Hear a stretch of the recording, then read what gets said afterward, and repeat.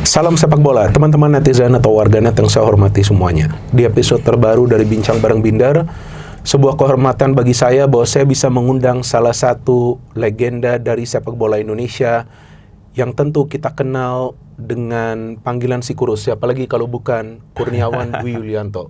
Welcome Bang. Ya, apa kabar Bung? Baik. Terima kasih banyak Coach sudah bersedia untuk datang ke Bola Bung Binder untuk berbincang dengan saya. Karena jujur saya sejak saya di bangku SMA kelas 3 pada saat itu sampai saya kuliah, saya selalu nonton Coach bermain untuk tim Primavera pada saat itu yang kompetisi di Italia. Ya, pada saat itu saya nonton di Antv setiap hari Minggu. Itu ada matchnya ditunjukin, satu match yang full sistem kompetisi. Kemudian saya juga nonton Coach bermain di tim nasional Indonesia, kemudian bermain di begitu banyak klub, 12 atau 13 klub di Indonesia. Maka itu saya masih gak percaya kok saya bisa duduk sebelah dengan Anda ini yang saya lihat tempo hari. Waduh, yang Anda tuh ikonik sebagai si Kurus. Karena kenapa? Anda tuh walaupun memang secara fisik itu gak berapa besar, tapi liak-liuknya itu loh, dan finishingnya itu loh, predator. Maka itu saya selalu cerita ke teman-teman, kapan ya kita punya striker seperti dulu kita pernah punya Kurniawan, kita pernah punya Bambang Pamungkas, kita pernah punya Boaz Solosa, kita pernah punya Budi Sudarsono, kita pernah punya Eli Aiboy, kita pernah punya Ilham Jaya Kusuma. Kenapa sekarang nggak ada Coach? Ya, apa ya, sebenarnya cukup complicated lah menurut saya. Karena kalau bicara talent sebenarnya di Indonesia ini kan banyak gitu kan. Cuman kan talent aja nggak cukup. Nah, jadi ini sebenarnya pekerjaan rumah kita semualah sebagai insan sepak bola. Bagaimana talent yang ada itu bisa menjadi sesuatu. Karena memang apalagi kita bicara di pembinaan usia dini lah kan. Ketika kita menemukan talent harus diproses dengan benar. Dan prosesnya ini kan kita bukan hanya develop tapi juga menciptakan pemain gitu kan. Dan ketika mereka sudah menjalani ini semua, terus kan harus ada step berikutnya adalah di mana jam terbang mereka. Ini yang paling penting. Karena kan sebagai pesepak bola, permasalahan sebetulnya kan ada di pertandingan yang benar-benar intensitasnya bagus, kompetisinya terus saling berkompetitif dengan tim lain juga bagus. Dan ini menurut saya yang akhirnya ya kalau dibilang nggak ada striker regenerasi, saya kurang setuju. Karena faktanya di youth level ini banyak sekali striker. Begitu ya Coach? Banyak ya Coach? Yang saya lihat banyak striker yang punya masa depan gitu kan. Cuman ya kembali lagi masa transisi dari youth ke level yang lebih tinggi itu terputus. Nah ini kan yang jadi pekerjaan rumah. Karena kita mungkin bisa melihat seperti striker yang ada, mungkin sekarang ada Mirza gitu kan, ketika mereka bermain di tim nasional gitu kan. Betul. Nah, saya sih berharapnya banyak pemain-pemain muda terutama itu di kompetisi yang benar-benar ya levelnya atau kualitasnya benar-benar tough lah gitu kan. Mungkin sekarang ada EPA gitu. Itu sistemnya udah benar lah, tapi saya berharap siapapun yang bermain di EPA itu benar-benar pemain yang memang kualitas. Jadi tugas dari klub kan mungkin lah kalau saya berkaca dengan apa yang saya lihat di tempat lain di luar kemarin kan, bahwa salah satu cita-cita pemain junior itu kan bermain di level klub dulu gitu kan. Jadi ketika tim nasional membutuhkan itu kan hanya scouting dari level itu. Betul. Salah satu bagian dari proses yang Anda jalankan dalam pembinaan adalah bermain di tim Primavera yang berkompetisi di Italia saat itu. Kalau bagi saya itu adalah sebuah program yang baik ya, Coach ya. Walaupun kemudian itu program kan untuk menyiapkan tim kalau nggak salah untuk Olimpiade ya. Praolimpiade kan. Nah, tapi kan dengan bermain di Italia itu kan ya Anda masuk ke kompetisi yang sebetulnya levelnya juga tinggi pada saat itu kan. Bahkan ada beberapa pemain muda Italia yang bermain di sana, kemudian mereka membela tim nasional Italia kan pada saat itu. Nah pada saat berkompetisi di sana, apa sih yang Coach rasakan sebagai pemain muda berkompetisi langsung di Italia? Itu kan gak gampang juga loh. Dan Anda mungkin pada saat itu baru pertama kali ke luar negeri. Ya kan harus beradaptasi dengan cuaca, makanan. Jadi memang kalau zaman dulu kan seperti apa namanya teknologi nggak secanggih sekarang lah. Informasi serba terbatas. Jadi kita di Indonesia itu hanya mindset kita hanya bermain bola, begitu masuk tim nasional waktu itu sangat seneng gitu kan. Dan kita belum ada gambaran sebenarnya kita main bola itu untuk apa gitu kan. Endingnya seperti apa gitu kan. Begitu kita dikirim di Italia, kita berkompetisi di Primavera waktu itu.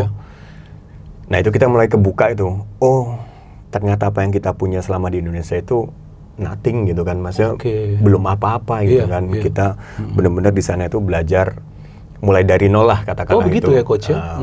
Terutama masalah individual, tactical, kemudian how to be a profesional sejati itu yang paling penting gitu kan. Karena begitu di sana mungkin hampir semualah rata-rata pemain yang bareng-bareng saya itu kebuka.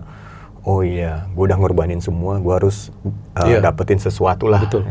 Jadi poinnya adalah menjadi seorang profesional sejati itu yang terus nempel di mindset kita gitu kan. Dan salah satu yang benar-benar menampar, terutama saya pribadi waktu itu adalah ketika kami Primavera itu kan umur 19 tahun ke bawah ya.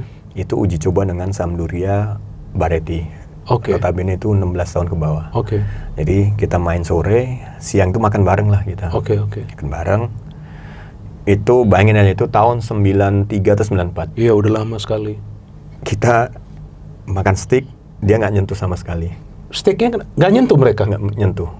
Jadi saya tanya kan, kenapa kamu nggak makan itu? Kamu nggak suka? Jawabannya, nggak, ini jarak antara pertandingan dengan jam makan terlalu dekat. Jadi saya ini nggak bisa menjadi makanan ini nggak bisa menjadi energi. Itu saya itu anakmu 16 tahun. Itu tahun segitu. Itu langsung gila. Ini artinya setelah saya balik ke Indonesia terus recall lagi kan.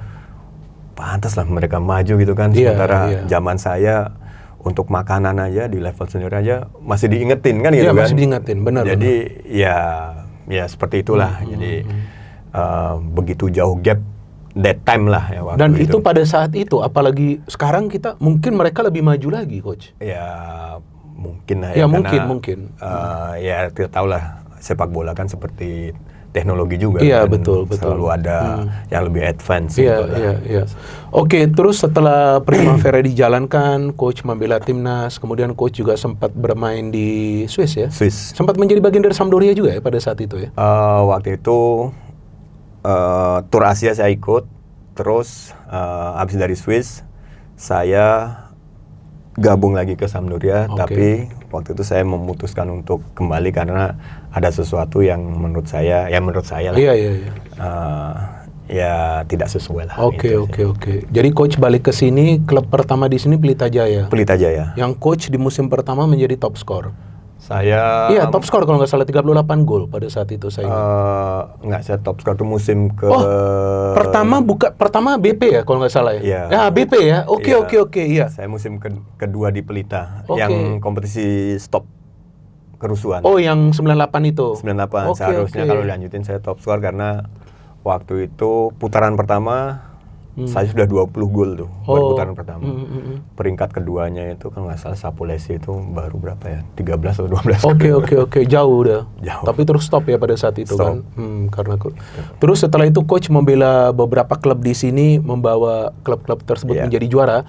Setelah coach lama berada di luar negeri, di Eropa, terus kembali ke sini harus main di Indonesia. Apa yang coach rasakan setelah lama di Eropa? Pada saat itu ya, ini kita bicara soal pada saat itu. Ya, waktu itulah kan. Waktu itu ya. Tapi kalau sekarang udah pasti udah berubah. Udah beda ya. Karena seperti yang saya bilang, sebenarnya profesionalisme waktu itu mungkin nggak sebagus sekarang lah. Karena ya saya juga nggak bisa menyalahkan 100% pemain saat itu. Karena memang waktu saya kecil juga menjadi pemain bola di youth level itu knowledge, edukasi untuk menjadi seorang profesional sejati itu nggak ada gitu kan. Sangat minim sekali gitu kan. Jadi saya main di klub profesional pertama di Swiss kan. dengan standar yang begitu Tinggi tinggi lah, ya. walaupun waktu itu Swiss adalah negara kecil yang sepak bolanya nggak dianggap lah. Betul. Tapi menurut saya itu, oh begini ternyata main profesional. Begitu balik, waduh. Walaupun saya main di Pelita itu salah satu klub yang punya standar tinggi juga. Betul. Mereka betul. semua fasilitas ada, Benar. lapangan, betul. gym, betul. tim medis. Fakta Tapi, itu. Fakta gitu kan. Itu, fakta. Saya yang kaget kan. Cuman gini ya, mungkin ya salah saya juga. Saya nggak bisa tetap menempatkan standar saya di waktu di Swiss di sini gitu kan. Karena waktu itu saya juga masih umur 22 atau 23 waktu balik sini. Terlampau terlampau jauh untuk saya ngangkat yang lain gitu kan. Jadi mau nggak mau ya udah, walaupun tetap ada standarnya, teman tidak selevel waktu itu. Waktu itu yang di Eropa ya. Tapi Anda bisa membawa PSM menjadi juara ya pada saat itu, kalau nggak salah satu tim dengan Bima Sakti ya. Ya, jadi waktu habis kerusuhan Liga stop, saya waktu kerusuhan itu kan manajer Pelita waktu itu Pak Nurdin Halid. Oke. Jadi diminta Pak Nirwan untuk jadi manajer Pelita. Oke.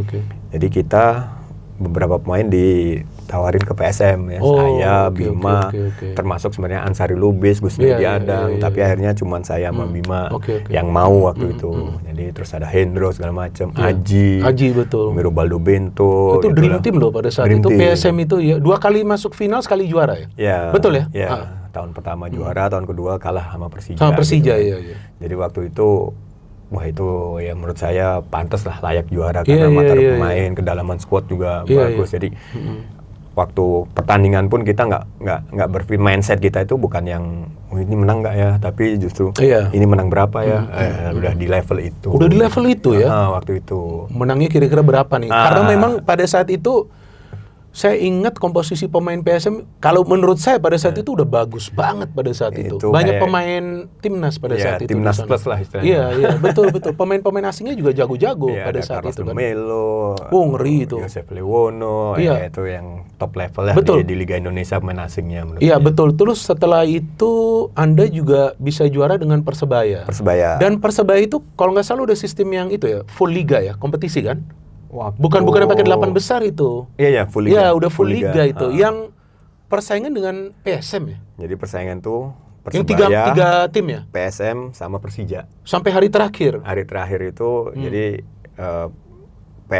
Persija lawan Persebaya mainnya di home Persebaya.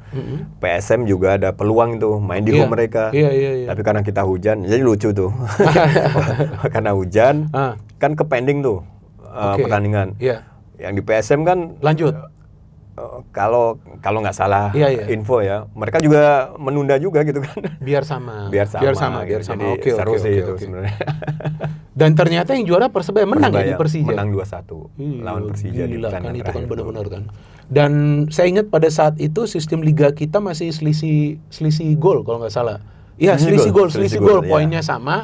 Tapi produktivitas lebih unggul Persebaya. Pokoknya kita itu harus menang ya. Kalau draw itu kalau nggak salah kita sama Persija itu kalau nggak salah selisih golnya kita kalau nggak menang nggak bisa juara. Iya.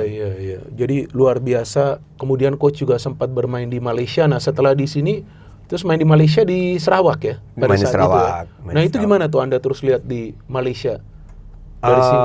Apa yang Anda rasakan? Bukan perbedaan ya, pengalamannya seperti apa tuh ketika bermain di sana? Jadi ini kembali lagi waktu itu ya. Jadi waktu abis saya Persebaya, terus saya Persija, terus beberapa pertandingan sebelum pertandingan terakhir saya kesana. Dihubungin main ke sana. Jujur kalau secara kualitas pemain, terus kompetisinya di kita waktu itulah waktu itu kita lebih menarik karena kita crowdnya banyak, terus betul. Kemudian intensitasnya juga tinggi. Betul, jadi waktu saya datang ke sana saya sedikit kaget lah karena mereka kayak apa ya, waktu itu mungkin karena talentnya nggak begitu nggak sehebat kita gitu kan. Jadi mereka lebih ke taktik ke organisasi sistem gitu. Iya. Jadi kita dulu banyak yang ini loh skill-skillnya tinggi-tinggi loh pemain-pemain kita kan. Open play semua iya kan, waktu di liga benar. Dan formasi dulu yang paling sering dipakai 3-5-2. Itu adopsi dari itu ya timnas ya, bukan ya? Kalau nggak salah itu adopsi dari timnas itu coach, saya lupa. Mungkin atau ada itu kita punya program pada saat itu biar main 3-5-2 juga di klub, lupa saya itu. Enggak, jadi kalau setahu saya dulu mungkin adopsi ada timnas, program karena itu. Iya. Pertama kali di timnas U yang Primavera itu kita masih pakai 4-4-2 itu. Oh, awalnya 4-4-2 terus begitu pra-olimpiade berubah. Senior pakai 3-5-2 kalau nggak salah itu semua berubah dari 3-5-2 gitu kan. Jadi seragam ya kan, jadi sama kan coach. Jadi di sana sistem harus ikutin sistem kan. Terus lebih lambat lah mainnya kan. Sementara ya saya kan suka bola gitu lah. Yang terobosan-terobosan itu ya kan. Jadi gitu. Jadi kaget kok pelan banget nih mainnya gitu kan. Waktu itu lah. Iya. Gitu. Tapi sebenarnya kayak mungkin generasi saya salah satu striker yang diuntungkan juga dengan sistem yang ada gitu kan. Mungkin kalau mereka bermain waktu itu bermain 4-3-3 dengan satu striker mungkin saya juga nggak bisa mungkin di level itu. Betul. Karena biasanya kalau 2 striker kan satu jatahnya lokal biasanya. Betul. Jadi slotnya ada untuk pemain lokal kita. Dan memang seiring berjalannya waktu bukan cuma di Indonesia, di negara-negara lain juga udah berubah, udah jadi 4-3-3 atau 3-4-3. Mereka lebih mementingkan bagaimana permainan memanfaatkan lebar lapangan coach. Jadi ketika sekarang aja kalau kita berbicara soal striker murni di World Cup itu pun sedikit sekali. Palingan si Haaland, Mbappe juga sebetulnya kan bukan striker. Dia dipaksa jadi striker di Madrid untuk mengakomodir si Vinicius. Vinicius kan nggak mau digeser dari sebelah kiri. Haaland terus pemain Maroko, Saibari, Harry Kane dikit, 4-5 pemain. Ronaldo kalau menurut saya striker plus lah. Ya kan dengan usianya 41 tahun itu gak bisa didebat dia. Oke, terus coach kan setelah pensiun menjadi pelatih, sempat menjadi asisten pelatih dari timnas yang SEA Games ya, yang pada saat dapat emas coach juga kan dengan Indra Safri ya. Iya, jadi alhamdulillah saya dipercaya coach Indra lah mulai dari 2019 waktu SEA Games dapat perak di Filipina, kemudian dapat emas. Terus kemarin SEA Games juga 2025.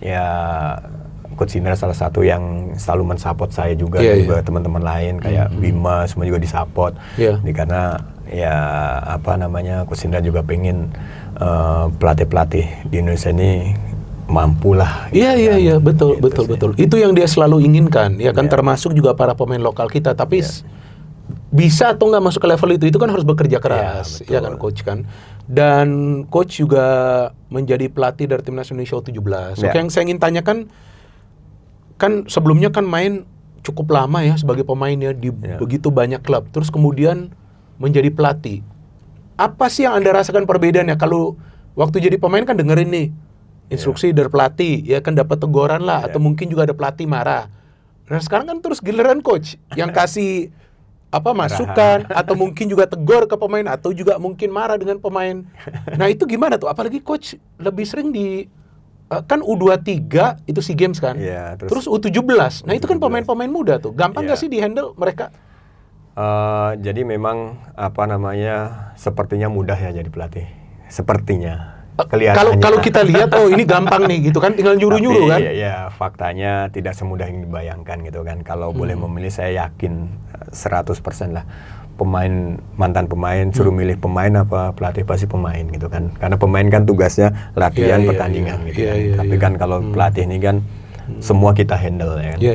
Apalagi kalau kita bicara di youth level lah kayak kemarin di U17 itu kan tidak hanya semata-mata bagaimana kita bicara taktikal gitu kan.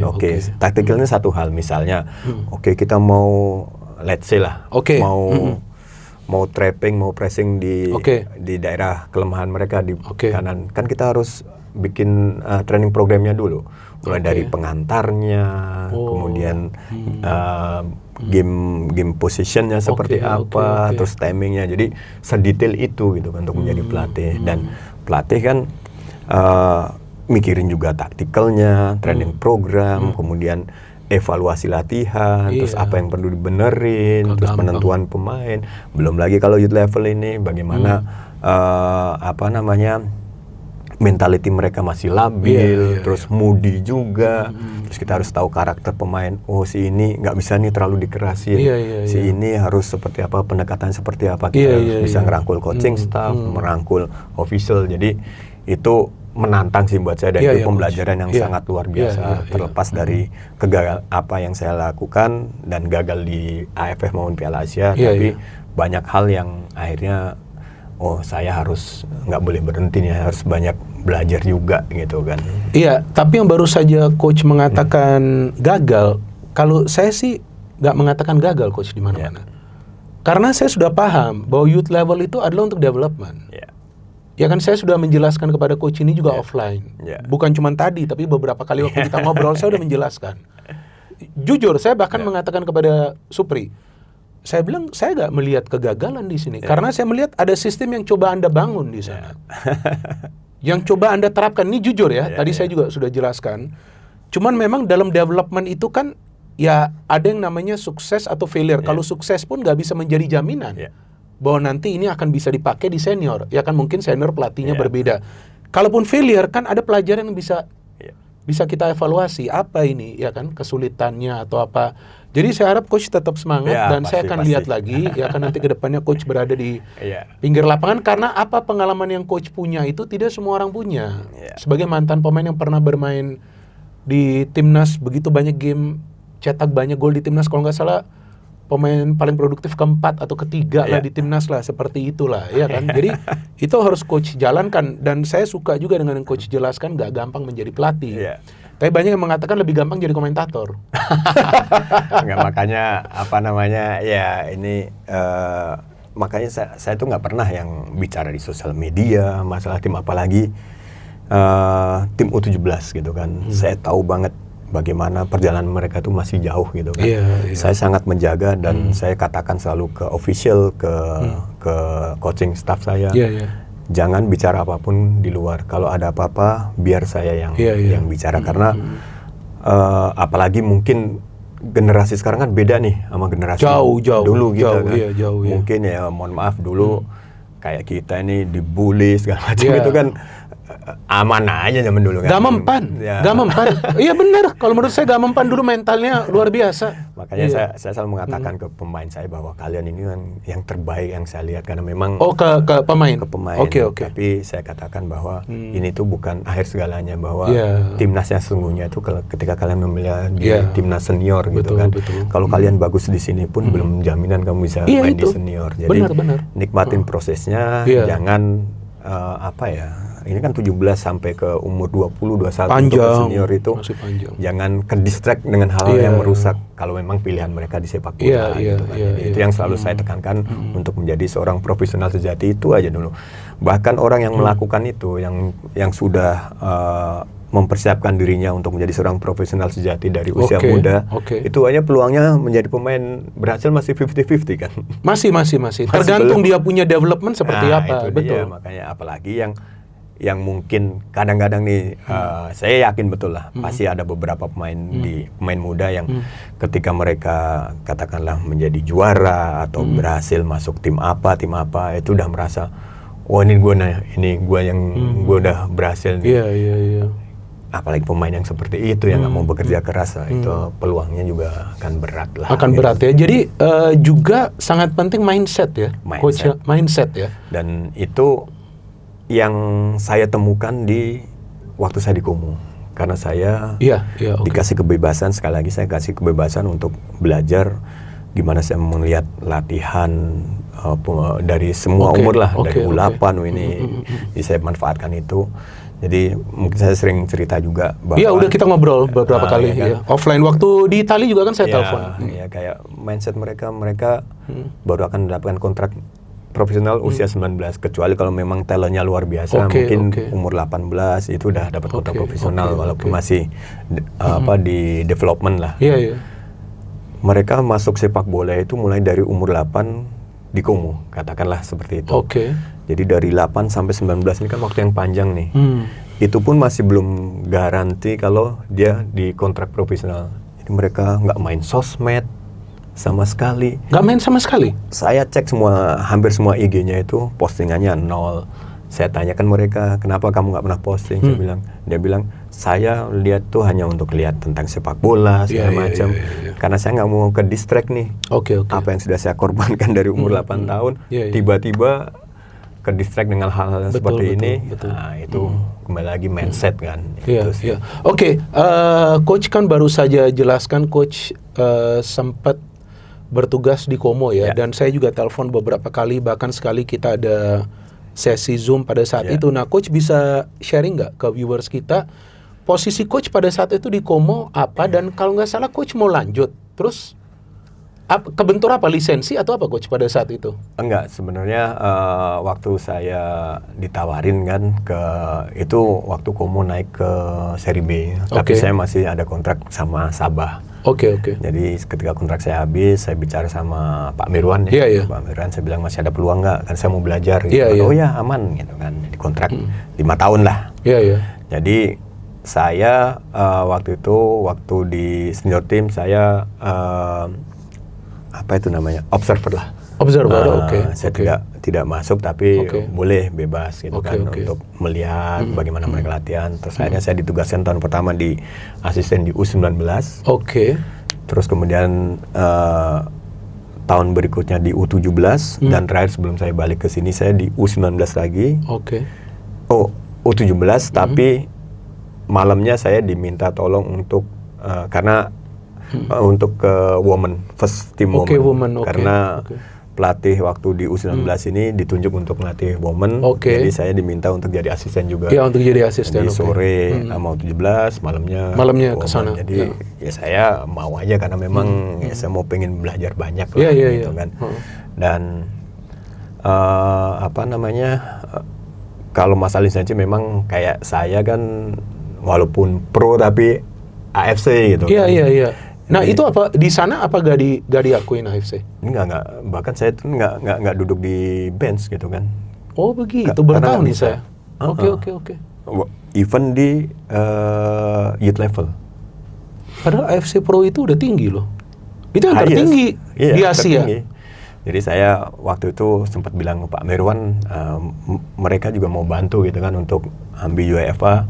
Tapi memang kendala kalau di Italia memang nggak bisa lah, memang slotnya. Jadi mau diusahain yang ada pelatih saya di Primavera itu dari Ireland. Dia mau coba slot ke sana. Tapi memang nunggu slotnya agak lama dan itu pun saya tidak bisa langsung penyamaan ke itu, saya harus ngulang lagi mungkin harus dari C. Dari level mana gitu ya kan. Iya betul gitu. Karena kan udah beda benua juga kan. Gitu sih. Sampai akhirnya sebenarnya kontrak saya di Como itu masih kurang 2 tahun gitu kan. Masih ada ya. Tapi waktu itu saya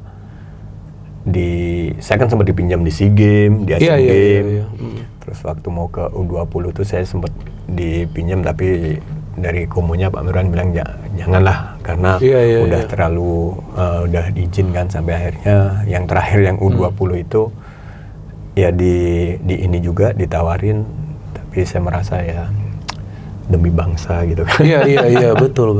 Apapun balik ke sini nggak enak gitu kan. Ya udah saya akhirnya resign ya. Balik ke sini. Biar gimana pun kan ya timnas, walaupun ya banyak banyak perdebatan juga gitu, ngapain ini, tapi itu dia lah. Enggak, kalau menurut saya itu keputusan yang bijak dari coach. Karena coach sudah mendapatkan cukup banyak ilmu di Como, kenapa enggak bisa ditransfer ke timnas kita? Kan bagus kan. Berapa tahun pada saat di Como? 3 ya? Total udah 3 tahun. Kan lumayan kan? Nah, gimana Anda melihat di sana?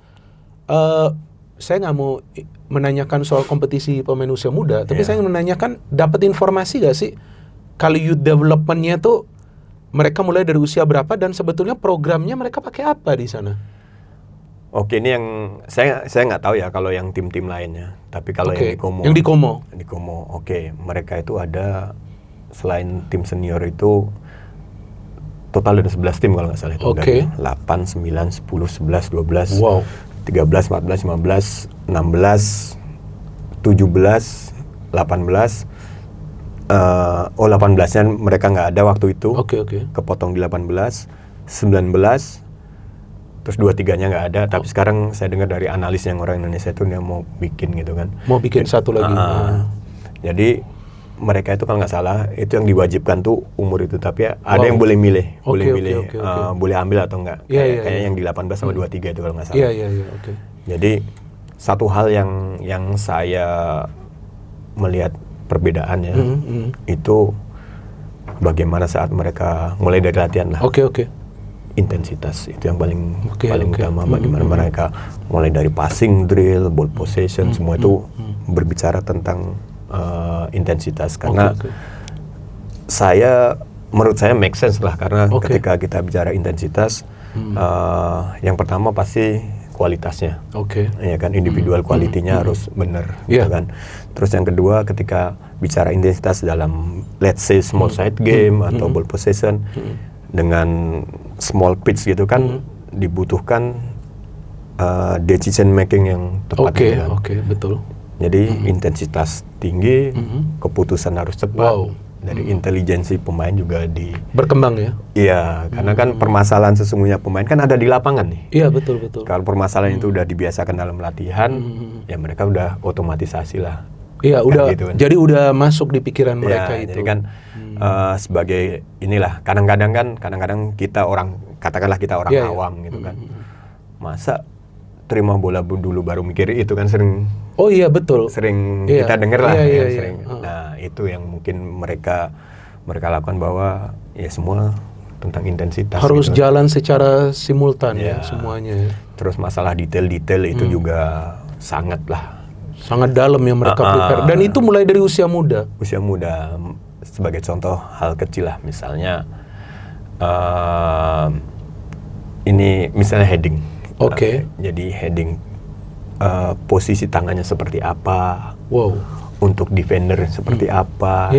Nah, itu hal-hal yang detail gitu kan. Terus misalnya wall pass, bolanya itu harus kemana, walaupun benar, misalnya wall pass, bola nggak hilang, tapi kalau dianggap harusnya ke sana tapi ke sana benar, itu kan sebenarnya keberuntungan kan. Jadi dia bilang, saya paham. Dia bilang diulang, dia akan stop, dia bilang harus bolanya ke sini. Kenapa ke sini? Karena kalau misalnya kamu hilang bola, ini masih ada dua yang cover nih. Tapi kalau bolanya lurus, kamu dua orang, sampai yang detail-detail seperti itu. Luar biasa ya. Dan itu di Como itu ya. Itu Como ya. Tapi standarnya udah tinggi gitu. Udah tinggi, belum lagi ada divisi analis yang kerjanya menilai hasil latihan tiap latihan itu. Selalu kita ada di-upload ada app-nya itu, jadi semua dari kelompok umur itu akan tahu. Ada datanya semua gitulah. Ya ini yang masuk ke tim Como ini dari akademi Como ada jadi. Maksudnya akademi? Enggak, ini kan tim usia muda Como kan, yang tadi latihan kan. Ini pemain-pemainnya dari mana ini? Hasil scouting. Hasil scouting. Jadi itu dia. Gini ya, mungkin mereka itu yang bermain di Como itu tidak berbayar. Tidak berbayar. Jadi betul-betul mereka dikontrak, kontrak development gitu kan. Mereka terikat dan pemainnya ya udah kalau bagus ya akan lanjut. Setiap akhir season mereka kan ada tim scoutingnya juga. Ada tim scoutingnya. Bahkan ada waktu itu ada kita U17 atau 19. Itu beli pemain dari Inter itu sampai 100.000. Saya dengar begitu ya. 100.000 euro. Ada transfer window-nya juga. Betul luar bener-bener biasa. tim gitu kan. Timnya itu akademi bukan kalau yang berbayar yang itu kan soccer school ya. Ya itu soccer school, lebih ke soccer school. Terus setelah lama juga di sini, coach ikutin juga dong Liga Indonesia kita kan? Ikuti. Ya kan, ikutin terus kan. Dan yang terakhir nih Liga Indonesia coach, mirip yang seperti pada saat itu Persebaya juara. Yang ada 3 tim terlibat bersaing di atas. Tapi bedanya kan pada saat itu kan Persija, PSM dan Persebaya sampai final day. Tapi yang musim lalu kan cuma 2. Persib dan Borneo sampai pekan terakhir. Persija pekan 32 itu kan udah dipastikan nggak bisa ikut bersaing ya. Nah, coach melihat perbedaan, nggak usah dari yang zaman coach bermain ya, mungkin perbedaan yang sebelum pandemi lah kita bicara ya kan. Kan kita sempat stop 1 tahun ya kalau nggak salah, kita stop waktu pandemi. Itu lama loh, kita termasuk yang lama kan. Oke, nah coach lihat perbedaan liga kita pasca pandemi aja. Ya, pasca pandemi kan butuh waktu yang cukup lama untuk restart. Karena saya ingat pada saat restart banyak pemain yang kehilangan touch mereka. Iya kan, banyak kesalahan. Dan kita lihat permainan masih belum nyetel. Sampai ke sekarang lebih rapi lagi. Nah, coach melihat bagaimana ini perkembangan dari liga kita nih, Liga Indonesia kita? Ya kalau ngelihat sih makin secara kualitas lah ya, secara kualitas pemain saya melihat makin berkembang, makin jauh daripada yang dulu. Karena ya mungkin kalau zaman dulu kan tuntutan dari supporter juga gitu kan. Kalau sekarang kan lebih banyak taktikal juga, gitu kan. Itu yang seru gitu. Jadi bukan hanya kualitas di pertandingan itu bukan hanya melihat kualitas individu pemain, tapi juga bagaimana sang pelatih itu mempersiapkan game plan gitu kan. Nah, ini yang seru gitu kan. Itu sih sebenarnya. Jadi benar-benar ya berkembang sih menurut saya, progresnya sangat luar biasa dan ini sangat bagus sebenarnya karena kalau intensitas terus kualitas kompetisi makin naik itu kan bagus untuk tim nasional. Iya, gitu betul. Dan dari liga kita sekarang sudah ada banyak pemain muda coach, seperti Donitri, Rehan Hanan. Yang dipanggil ke timnas kan, mereka buat sebuah terobosan yang besar dan memang ada pemain keturunan kita juga, Matthew Baker yang dipanggil ya. Tapi bagaimana Anda menanggapi persaingan yang musim lalu itu, yang akhirnya Persib menjadi juara 3 kali secara berturut-turut? Saya melihat ya, kalau saya melihatnya sih lebih ke mentality ya. Persib lebih siap lah, mereka secara dari individual pemainnya juga mungkin sudah merasakan 2 kali juara gitu kan, secara mentality siap. Terutama pertandingan kalau nggak salah saya lihat lah mereka lawan PSM kalau nggak salah ya. Iya, lawan PSM ya. Wow, itu injury time goal. Injury time yang goal menang ya. Iya, menang. Nah, itu kan turning point di situ juga itu kan. Nah, jadi kembali lagi, apalagi ini kan kompetisi yang panjang melelahkan gitu kan.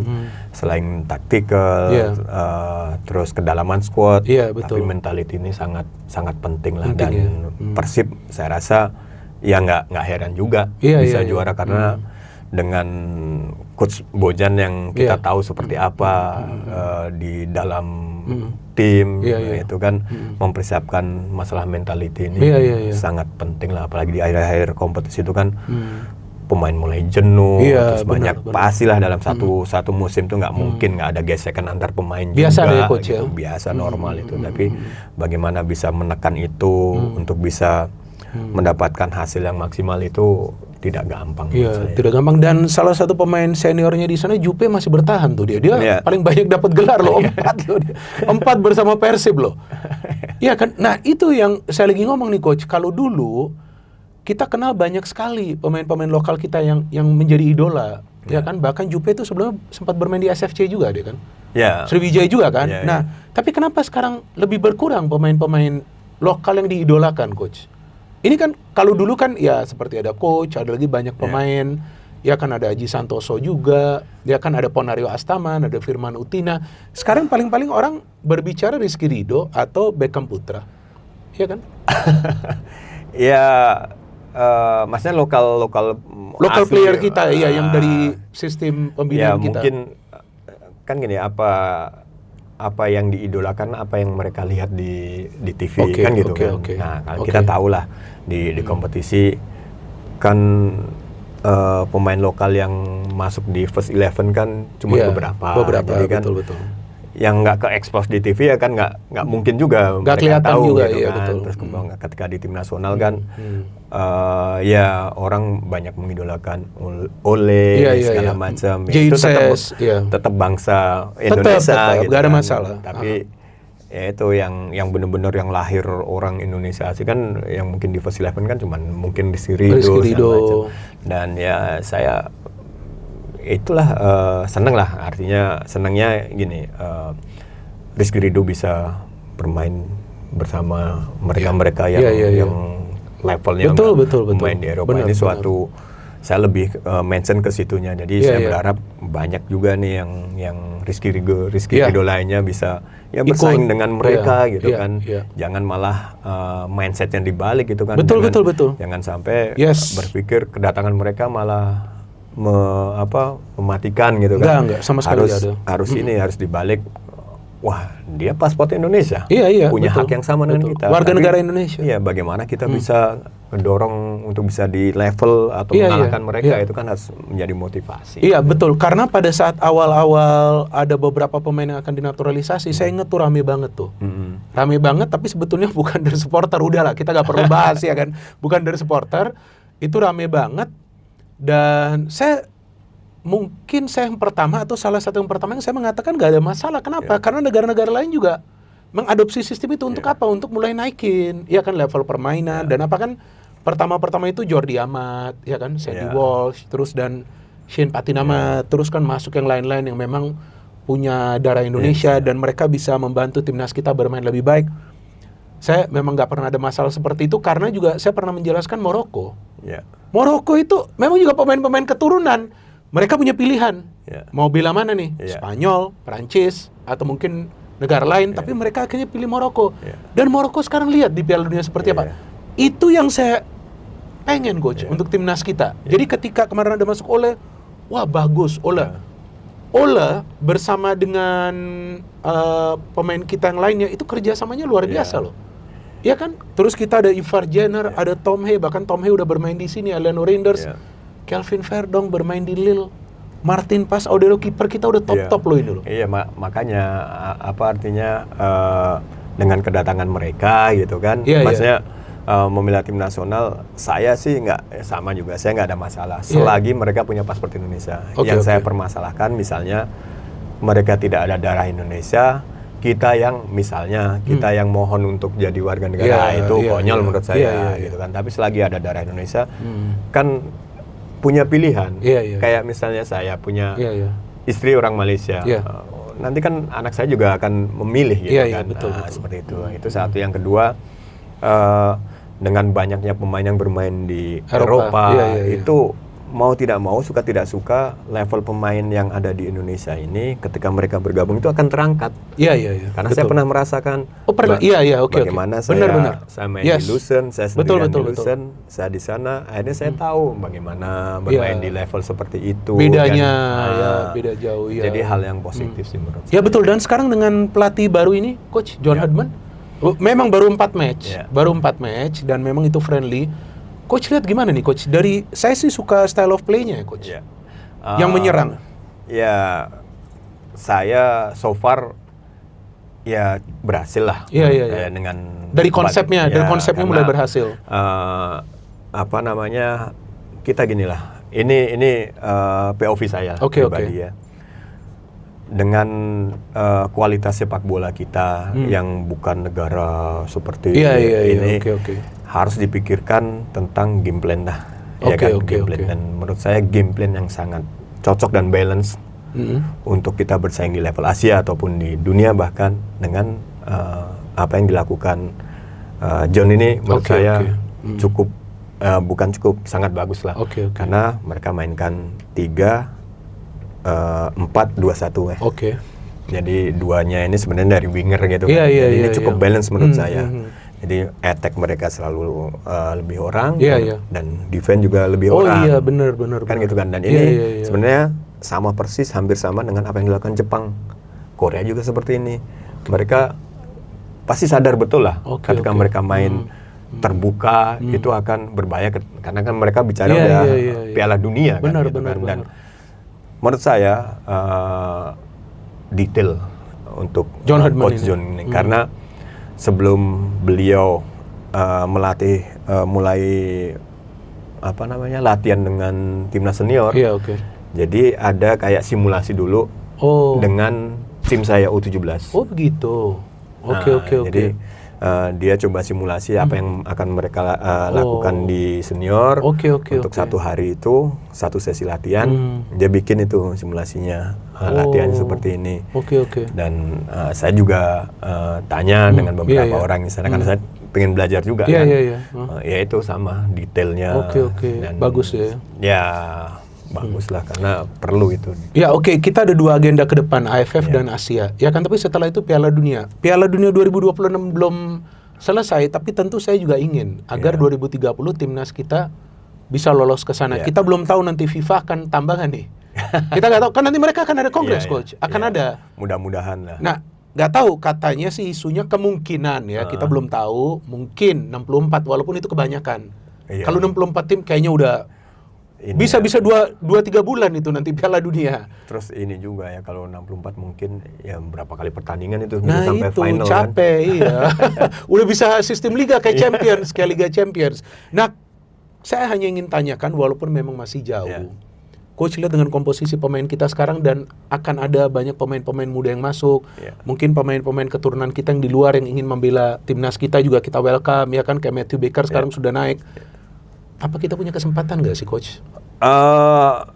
Untuk World Cup ya, walaupun memang masih jauh. Tapi kan kita juga tahu ini nggak akan berubah banyak komposisi pemain kita. Kalau saya pribadi, saya selalu optimis lah dengan timnas Indonesia. Tapi melihat perkembangan ini, saya rasa kita bisa bicara jauh lah, gitu kan. Karena apa yang dipersiapkan oleh coach, kemudian materi pemainnya juga, karena let's say mungkin seperti Jordi Amat udah usianya udah jadi 4 tahun lagi, tapi kan udah ada regenerasinya gitu kan. Itu kan yang paling penting, kita harus ngitung di situ juga. Betul. Jadi 2030 ini saya rasa adalah peluang. Iya. Apalagi tentu para pemain akan semakin matang kan. Iya kan. Oke, dan sekarang Piala Dunia yang sekarang nonton semua atau selektif? Kalau saya sih selektif. Banyak nonton highlightnya. Saya selektif kecuali Inggris. Oh gitu. Kalau saya kan dukung Inggris udah lama, walaupun belum coming home nih. Sejak saya nonton Piala Dunia Inggrisnya. Nah, kita harapin tahun ini, Coach, tim favoritnya kalau di luar tim mana? Kalau coach yang biasa coach ngikutin kan semua ada. Kayak saya Inggris, kawan saya ada yang Belanda. Itu wajar lah, semua punya favoritnya. Kalau di luar. Saya sebenarnya sukanya Italia, tapi kan nggak lolos. Gitu. Jadi sekarang lebih ke yang masuk di logika aja lah. Iya, apa? Jadi coach suka nonton tim mana sekarang? Saya sih bukan jagoin yang berpeluang juara lah menurut saya. Tapi sorry tuh, si Inggris nggak masuk gitu sama saya. Portugal, Prancis, Portugal. Iya, terlepas dari pertandingan awalnya nggak menang, tapi terus kedalaman squad dia bagus. Mewah menurut saya. Iya. Portugal, Prancis. Portugal, Prancis, Spain bagus. Spain, Argentina pasti masih ada peluang. Dengan Messi seperti itu, ngeri kan, udah 5 gol ya. Terus satu lagi apa ya? Anggap aja nih semifinalis nih, Coach. Cuman kan belum tahu bagannya seperti apa nih. Iya, kita belum tahu, nanti ketahuannya habis 2-3 hari. Tapi kira-kira lah kalau semifinalis, kalau saya prediksi saya semifinalis, memang Inggris gak masuk. Jujur, saya kan harus realistis juga sebagai fan. Kalau saya semifinalis, Argentina, Spanyol, Belanda, dan Brazil. Kalau saya. Kalau saya nih semifinalis, saya belum ngomong ini dulu, juara dulu, karena jumlah pertandingan bertambah, ada 32 besar dulu. Baru 16, jadi gak gampang ini. 7 sampai 7 ya. Iya, ada banyak pertandingan ini untuk mereka. Nah, Coach, kalau semifinalis Portugal, Prancis, terus siapa? Argentina. Siapa satu lagi kira-kira? Spain.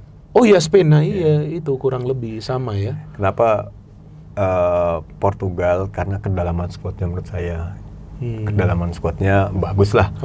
Tapi ya kendalanya ya itulah, karena menurut saya nih ya, mereka kan pemain bintang di klubnya masing-masing, jadi ego ini yang kadang-kadang itu yang perannya pelatih lah seperti apa. Iya, ada Bruno di MU bintang. Iya, bintang semua. Di MU-nya, dia kan pemain terbaik musim lalu di Liga Inggris, ya kan? Terus Nuno Mendes. Terus Vitinha. Benar juga loh. Leao. Belum lagi bosnya CR7. Silva. Gila ya, keren-keren ya mereka ya. Kedalaman skuadnya mewah, tinggal egonya lah. Cancelo. Cancelo. Conceição itu. Iya, gila Juve, ya. Ini perannya dari Martinez ya? Iya, menurut saya iya. Karena gini, ya sebagai orang awam lah. Kayak, ini comparison lah menurut saya ya. Ketika kita melihat Argentina bermain. Jadi, semua itu melakukan untuk Messi gitu kan, seolah ya kan, apapun itu pemain salah gitu kan, nggak ada gestur yang kelihatan di TV bener. Seperti apa. Betul. Beda sama Portugal, kan gitu kan? Iya benar. Di first match gimana gestur dari Fernandes, gitu. Ini ya itu kan menandakan ya Ronaldo nggak sama pentingnya sama pemain yang lain gitu. Semua pemain sama punya peran gitu kan. Iya, betul. Kan gitu kan. Betul. Beda dengan di Argentina. Argentina beda gitu kan. Tapi Messi di cover semua 10 pemain. Tapi bisa mengeksekusi kan gitu. Iya, betul. Nah, itu oke. Anda kan pelatih juga. Nah, itu bagaimana caranya Messi bisa mengeksekusi lebih baik daripada 4 tahun lalu? Iya kan, kalau sekarang lebih baik. 4 tahun lalu dia agak sulit keluar. Apa ini efek mental juga, Coach? Sudah juara sebelumnya, efek nih kayaknya. Iya, menurut saya efek mental lah. Karena ya semua kan pencapaian dia udah dapat nih kan. Iya. Jadi menurut saya dia main ya makin rileks lagi, makin terbuka ya, makin lepas gitu kan. Lalu mungkin masih ada ganjilan, ada beban yang harus mungkin lah. Tapi sekelas mentality mereka sih luar biasa. Messi dan Ronaldo. Iya. Ronaldo dicaci, bukti 2 gol walaupun lawannya Uzbekistan ya. Tapi gol is gol kan. Iya, gol is gol. Dengan open play lagi kan. Iya, benar, dua-duanya open play. Dan sekali yang dia yang dia ngecoy itu dari free kick, dia gak ambil, dia lari terus dia diumpan, hampir dia golin juga kan. Bruno. Pertandingan terakhir loh ini, nanti gila dia lawan ini Kolombia. Oke, yang paling banyak diperdebatkan, ini sih gak akan berakhir. Tapi saya tidak ingin berdebat dengan Anda, Coach. Saya hanya ingin menanyakan kepada Anda. Ada Messi, ada Cristiano Ronaldo. Mereka sudah compete untuk mungkin 15-20 tahun terakhir ini.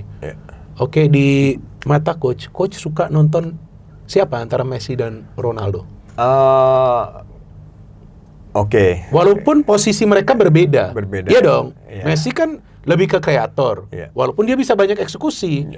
Ronaldo kan lebih ke finisher setelah dia awalnya main di sayap tuh. Kalau ini saya sebagai pencinta saya mendukung semua pemain yang bagus.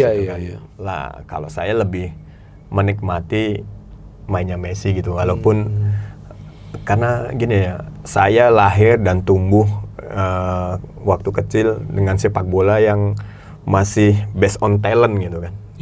Yang semua tentang keindahan sepak bola, tentang individual quality, bagaimana Maradona kita nonton, bagaimana Ronaldinho, Platini, Roberto Baggio, Francescoli jangan lupa. Nah, dulu. Semua full skill semua gitu full skill semua ya dulu ya. Jadi kalau Inggris aja nggak ada skill dulu. Ya kan kick and rush. Inggris kan dulu bola panjang semua. Iya. Kecuali McManaman lah lumayan lah. McManaman salah satunya. Tapi kurang jalan juga karena memang mereka maunya mainnya begitu dulu ya. Terus Coach.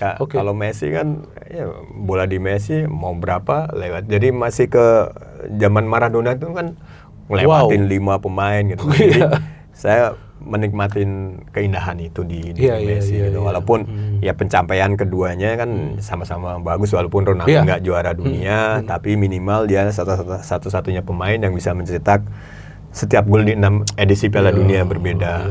Messi udah nggak bisa nih kan. Messi baru 5. Baru 5. Oke, ini kan sekarang kalau katanya mereka juara grup, Argentina dan Portugal, mereka akan ketemu di perempat final. Kalau juara grup, dua-duanya. Nah, kita kan belum tahu. Saya sih harapinnya salah satu jangan. Mungkin Portugal runner up, terus ketemunya nanti di final, Coach. Kalau itu ketemu, itu akan saya rekam itu pertandingan. Sejarah. Iya, karena ketemu di level Piala Dunia, gak pernah. Kalau di klub kan udah sering mereka ketemu. Nah, itu ada kemungkinan ya? Kalau runner up salah satunya. Kalau juara grup dan lolos terus perempat final ketemu, aduh jangan. Atau at least semifinal lah ketemu gitu kalau bisa. Seru ya. Kalau final rame, Coach. Itu harga tiketnya bisa melonjak mungkin, ya kan? Oke, setelah Messi dan Ronaldo ini yang akan berakhir lah, udah sebentar lagi. Walaupun Ronaldo, ada yang cerita ke saya katanya Pepe, mantan rekannya itu pernah mengatakan bahwa jangan lihat Ronaldo di Piala Dunia 2026. Tapi 2030. 2030 karena Portugal tuan rumah, nggak ngerti lah. Itu nanti kita lihat ya kan. Tapi apapun bisa terjadi. Mungkin dia nggak sebagai pemain, tapi asisten coach atau mungkin asisten coach sama pemain, ya Ronaldo kita tahu lah siapa. Tapi setelah Messi dan Ronaldo, siapa di pikiran Anda kira-kira nanti yang akan menjadi ikonik? Kita tahu sekarang ada Mbappe, ada Haaland. Ya mungkin kalau untuk pemecahan rekor lah, segala rekor. Kita bicara di level Piala Dunia lah. Mbappe ada peluang lah, karena sekarang dia udah 16 gol. Baru dia ngikutin 3 Piala ini yang Dunia. Ini yang ketiga. Kan, sementara Messi udah 18 gol. Tertinggi. Betul. Kan masih ada kemungkinan Mbappe mecahin di betul. 2 Dekat Piala Dunia lagi gitu. Umurnya masih oke lah. Cuman ya secara pencapaian pribadi saya rasa kayak Messi, Ronaldo bisa bermain sampai umur segitu di top level itu betul. akan susah lah. Susah. Karena persaingannya juga banyak sih. Dan regenerasi juga cepat sekali. Ya kan, di Prancis banyak sekali striker lain ya kan. Oke, bagaimana dengan wakil Asia? Yang saya sangat tertarik itu Jepang. Apa yang Anda melihat dalam permainan Jepang? Tadi Anda mengatakan timnas kita sekarang mulai kelihatan main seperti Jepang, ya kan? Dan saya sekarang melihat Jepang bukan tim yang pragmatis. Menyerang mereka lawan Belanda pun mereka tunggu Belanda cetak gol, mereka keluar nyerang cetak gol gitu. Ini kan udah tim luar biasa. Semua pemain mereka bermain di Eropa. Satu hal, mentality mereka udah jadilah. Karena mayoritas main di Eropa itu mereka udah terbiasa bermain di level tertinggi dengan segala macam pressure dan intensitasnya. Itu yang satu. Yang kedua, saya boleh mengatakan dan saya menjamin di Piala Dunia ini satu-satunya tim yang sangat clear taktikalnya Jepang. Sekarang ini? Sekarang untuk saat ini. Bagaimana itu jelas sekali lah. Walaupun draw lawan Belanda terlepas dari kemasukan, tapi secara overall mereka bermain sangat rapi. Jadi mereka cara bertahannya selalu menciptakan situasi lebih orang. Saat transisi begitu cepat. Dan apa yang mereka lakukan ketika gol keberapa ya lawan Tunisia yang passing ke striker, yang ketiga kayaknya itu. Ketiga yang langsung diangkat kan, diangkat ke tiang jauh.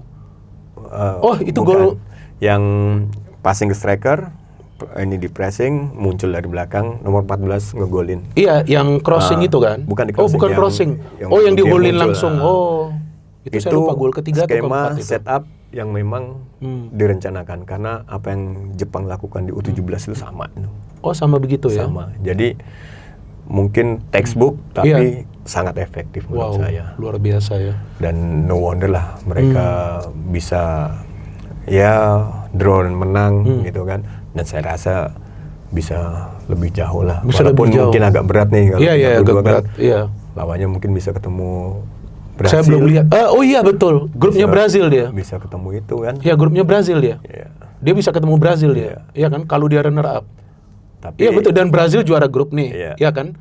Ketemunya bisa ketemu Jepang nanti mereka. Jadi saya rasa Jepang itu itu yang paling clear lah taktikalnya. Terus disiplin organisasinya juga bagus. Paling rapi ya mereka ya.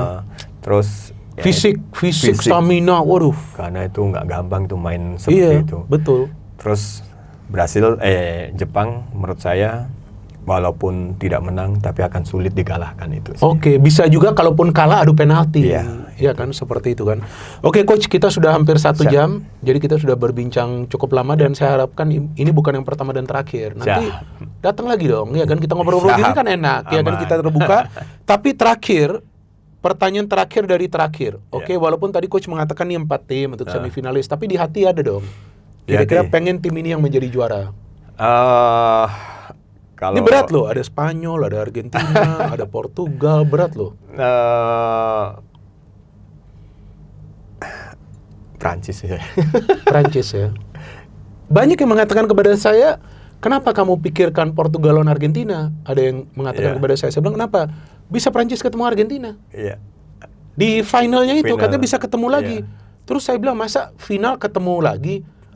Dia ingatkan saya sempat lupa bola 86 Ya. Jerman Barat ketemu Argentina. 90 90 ketemu lagi mereka. Ini bisa terulang katanya di Piala Dunia ini. Ya, jadi nah itu sudah saya bocorin untuk cocok logi. Kita nggak tahu ya kan. Kita tunggu nanti. Oke coach, ini kita udah tutup. Siap. Tapi sebelum tutup saya selalu meminta narasumber yang hadir sampaikan pesan-pesan ke viewers kita tentang sepak bola. Apa saja pesan-pesan yang coach ini sampaikan? Apa sajalah. Singkat, padat, dan to the point. Silakan. Yang pertama, jangan pernah lelah mencintai sepak bola Indonesia. Yang kedua, kalau kita tidak bisa berbuat sesuatu atau membantu perkembangan sepak bola Indonesia, minimal mendoakan untuk kebangkitan sepak bola Indonesia. Maju terus sepak bola Indonesia. Siap. Oke, udah kita tutup sekarang pakai slogan channel ini, coach. Sambil salut, coach. Oke, no hate, no hate, no politics, only football, only football. salam sepak bola. Salam sepak bola. Thank you. Ya.